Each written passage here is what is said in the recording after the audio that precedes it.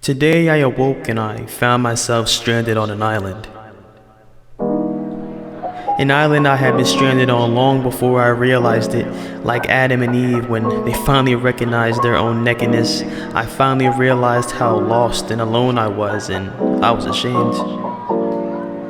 Unaware of where I was and how to get back home, I had no choice but to sit and wait, lying on the soft sand, face to the sky while my chocolate skin baked in the sun, the sweat slowly dripping down my skin, making me think for a second that I actually might be melting.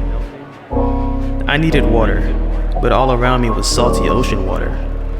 And I just knew that that first drink of fresh water I had would feel like a baptismal renewal. Like God breathed one more breath of life into me to keep me going. Days passed without help.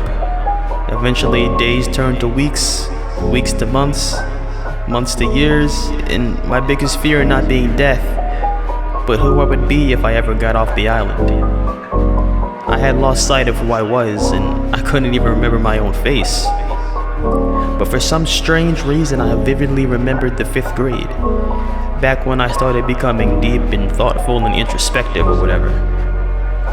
We were reading a book on the racist South, cause what else would it be about when you're one of the lone black boys in class? We were in our own discussion groups and had to write our thoughts on the book. I didn't want to do it at all. But eventually I forced my pencil to paper and wrote about one of the young characters, a young black boy who was treated unfairly for no reason at all. I believe my exact words were, he was treated different just because he had different color skin, a different way of life, and a different way of thinking, or something like that. I don't know. No one ever read it. But that's when I first started to become deep and thoughtful and introspective, and just like the young black child in the book, different. I was different, and I didn't really understand why. I think that was one of my parents' fears, me being a minority at school, but even in my own community I felt different.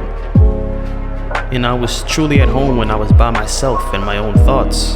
A dangerous place to be, yet I crossed that vast sea, only to end up stranded on this island. Maybe this is home, where I'm supposed to be.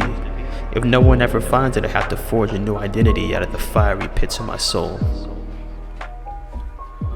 I'm stranded on an island, and I'm still there to this day.